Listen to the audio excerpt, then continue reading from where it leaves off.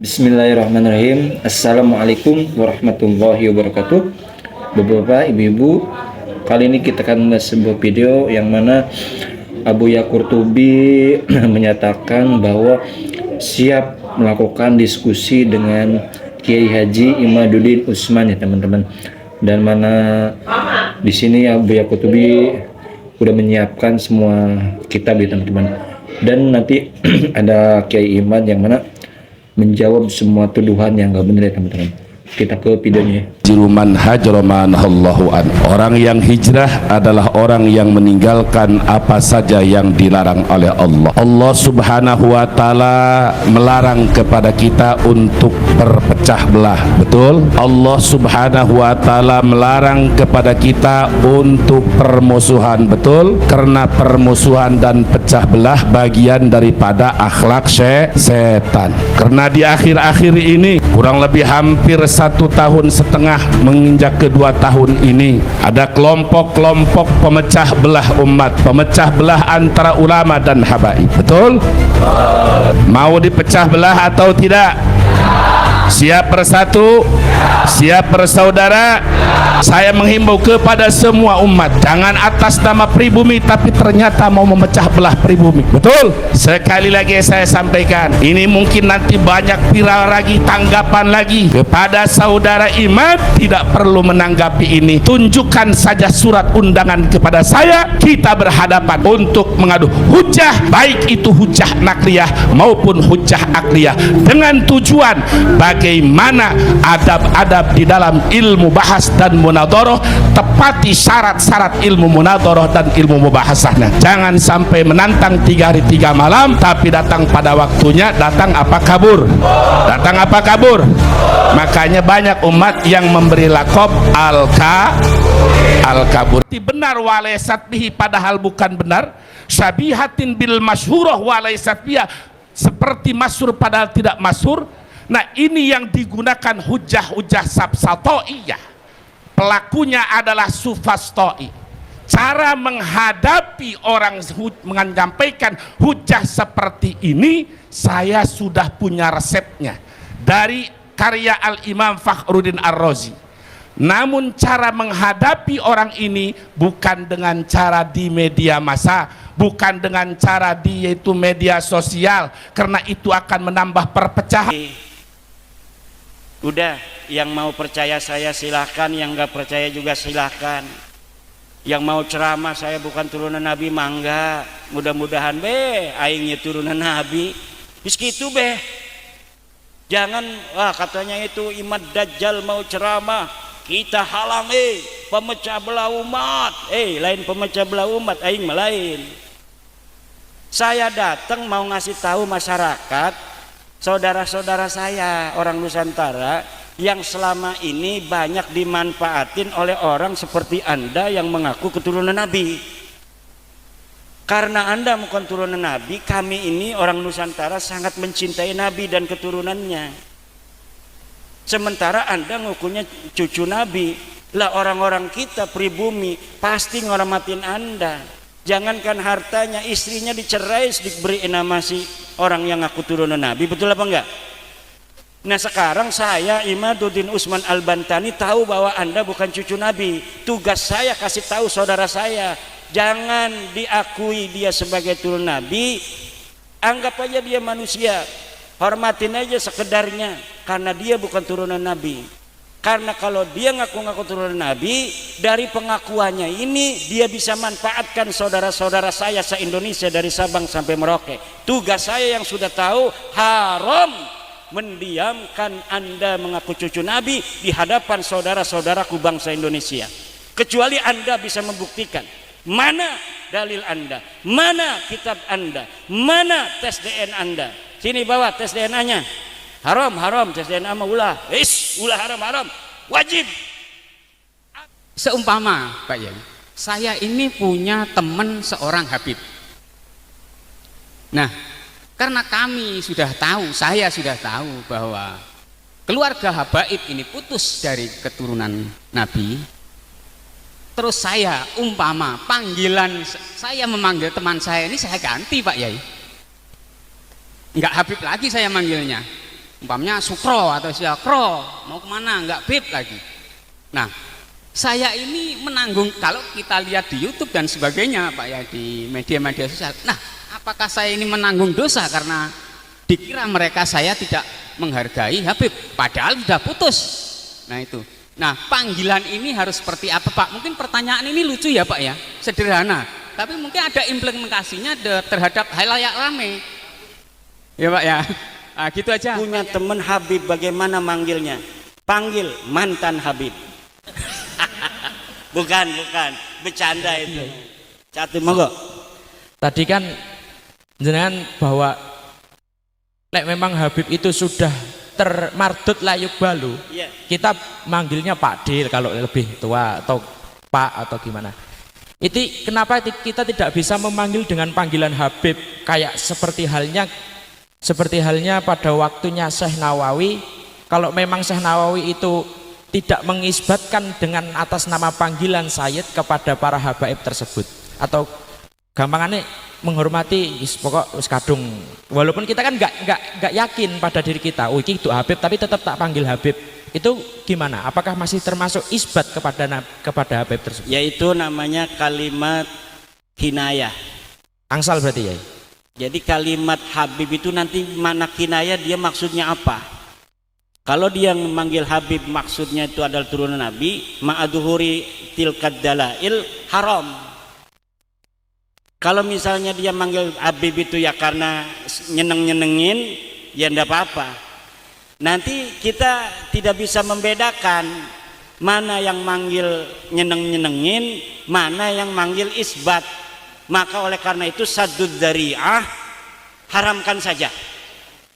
Walaupun sudah ada persetujuan bahwa Habib itu palsu, kita kan tetap gak ada pikiran untuk mengisbat kepada Habib tersebut ya. Iya, tapi mereka kan masih mengiklankan diri. Habib ini cucu Nabi, panggil Habib. Yang saya tanyakan adalah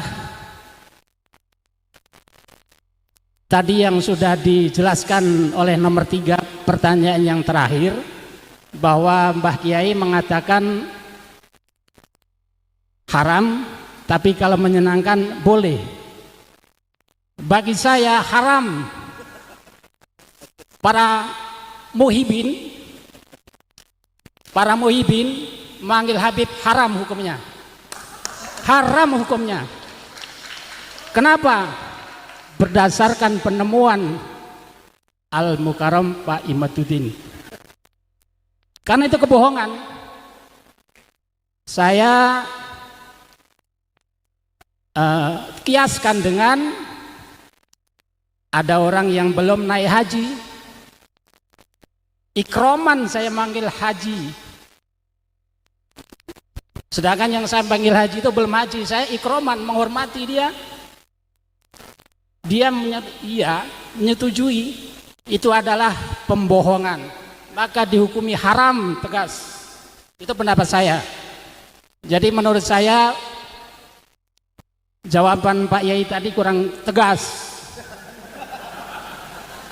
Tepuk tangan yang kuat. Kenapa tidak tegas? Ini artinya masih memberi peluang angin segar kepada para muhibin terhadap Habib. Dan saya sudah tahu jelas kebohongan para Habib di Indonesia. Saya percaya dengan penelitian Bayi Imaduddin Utsman Al-Bantani, 100% saya percaya itu yang benar. Dan para Habib adalah batil, bukan dzurriyyah Rasulullah SAW. Allahu Akbar. Mungkin dalam hal ini Kiai Imad sudah banyak berdiskusi dengan jajaran PBNU sebagai pimpinan kami secara pusat gitu ya. Untuk itu kami ingin mohon penjelasan dari Kiai Imad bagaimana sampai hari ini sikap-sikap dari pengurus NU ya, khususnya yang dari PBNU menyikapi dari tesis Kiai Imad dan fenomena yang ada sekarang ini, sehingga kami yang ada di daerah itu tidak kebingungan. Kemarin sempat melihat video dari Rois Suryah, dari Rois Am ya, itu sampai apakah ini apa pesanan Wahabi dan Syiah sampai kayak gitu ya. Nah ini mungkin yang lain juga mungkin perlu dijelaskan sehingga tidak menjadikan kebingungan bagi kami sebagai ya namanya juga apa tadi struktural gitu ya. Jadi harus sami'na wa ata'na dari pusat ke bawah. Untuk itu kepada Ya Imat mohon penjelasannya terhadap tanggapan-tanggapan dari PBNU khususnya menyingkapi masalah Baklawi ini, sehingga nanti kami-kami yang ada di daerah ini akan tahu bagaimana cara kami untuk terus tabayun. Yang kedua, berkenaan dengan para habaib itu memang kami yang ada di daerah, mungkin mbah-mbah yang lain juga sangat merasakan itu ya, yang setiap kali bahkan setiap hampir enggak sampai 1 minggu sekali itu kami didatangin gitu ya, bagus sih, silaturahmi bagus, yang disampaikan bagus gitu ya. Namun saya amati gitu konsepnya hampir sama gitu, modelnya sama gitu ya, tidak menyampaikan ilmu ya, juga tidak menyampaikan tentang malah kadang-kadang kita yang jadi mentor gitu, sampai kalau bahasan masalah ilmu gitu ya, sehingga ini menjadi keresahan di daerah, atau menjadi bukan keresahan tapi menjadi pemikiran ulang lah semacam itu, sehingga dengan adanya ini mungkin nanti kami juga akan lebih bisa menyikapi yang lebih bijak dari fenomena yang ada di masyarakat atau di lingkungan kami. Demikian Ya Imat yang perlu saya sampaikan, kurang lebihnya mohon maaf. Wallahul muwaffiq ila thoriq. Wassalamualaikum warahmatullahi wabarakatuh. Jadi nama tahun itu dinisbatkan dari setiap kejadian terbesar yang terjadi pada tahun tersebut. Contoh, ibu-ibu pernah dengar Amul Fil, tahun gajah. Nah, kenapa kok dinamakan tahun gajah? Summiya ama wiladatihir rasul amal fil li'anna malikal habasya ja'a ilal Makkah lihatimil Ka'bah. Dinamakan tahun gajah karena Raja Habasyah datang ke Mekah untuk menghancurkan Ka'bah. Kejadian terbesar dalam 1 tahun tersebut itu adalah pasukan gajah yang datang, makanya dinamakan tahun gajah. Paham? Jadi ibu harus paham ya, nama waktu itu tergantung kejadian terbesarnya apa pada tahun itu. Contoh, ada lagi namanya Sanatul Idzni, yang dimana pada tahun tersebut Allah mengizinkan Nabi Muhammad untuk memerangi orang-orang kafir Quraisy. Ada lagi namanya Sanatut Tamhis. Jadi nama tahun itu Sanatut Tamhis, tahun pengampunan. Kenapa? Karena pada tahun tersebut kejadian terbesar, Allah memberikan pengampunan yang banyak pada tahun tersebut. Ada lagi Sanah Tajdidul Ka'bah, tahun renovasi Ka'bah. Kenapa dinamakan tahun renovasi Ka'bah? Karena kejadian terbesar dalam 1 tahun itu Mekah banjir, kemudian Ka'bah direnovasi. Paham ya? Contoh ibarat sekarang nih, lagi rame apa dalam 1 tahun ini? Kaum begal nasab, ya berarti tahun ini bisa dinamakan tahun begal nasab. Begitulah kira-kira perumpamaannya. Paham ya? Tahun 2020 kasus terbesar apa? Sambo. Oh berarti 2020 tahun Sambo. Nah, begitulah kira-kira, tergantung kejadian terbesar yang terjadi pada tahun tersebut. 2021 Az-Zaitun Panji Gumilang, berarti apa? Tahun Panji Gumilang. Begitu, itu tamsil perumpamaannya begitu. Paham? Paham? Terus adanya di zaman kapan, Beb? Di zaman Rasulullah belum ada, di zaman Sayyidina Abu Bakar belum ada, sampai di zaman Sayyidina Umar bin Khattab, beliau menjabat 10 tahun khalifah. Tapi di tahun kedua, coba saya mau tanya ibu-ibu, akhlak setan. Wal muhajiru man hajara ma nahallahu an. Orang yang hijrah adalah orang yang meninggalkan apa saja yang dilarang oleh Allah. Allah Subhanahu wa Allahumma sholli ala sayyidina Muhammad wa ala ali sayyidina Muhammad. Oke bapak-bapak, ibu-ibu, itu dia tadi tanggapan dari Buya Qurtubi dan Kiai Haji Imaduddin Usman Al-Bantani, yang mana tadi Buya Qurtubi menjelaskan siap diskusi empat mata dengan Kiai Haji Imaduddin Usman ya teman-teman. Dan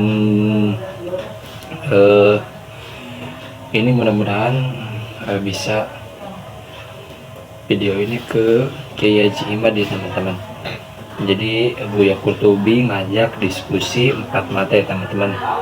Mohon disebarkan ya teman-teman, bapak-bapak, ibu-ibu, supaya masalah ini cepat selesai ya teman-teman. Dan tadi Kiai Imad juga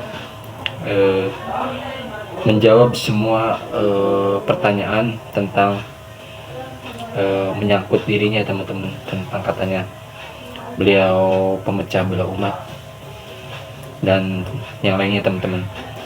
Oke teman-teman, bapak-bapak, ibu-ibu, itu dia video kali ini, dan semoga kita semua mendapatkan syafaat Nabi Muhammad SAW kelak di yaumil akhir. Amin ya Allah ya Rabbal alamin. Allahumma sholli ala sayyidina Muhammad wa ala ali sayyidina Muhammad. Terima kasih. Assalamualaikum warahmatullahi wabarakatuh.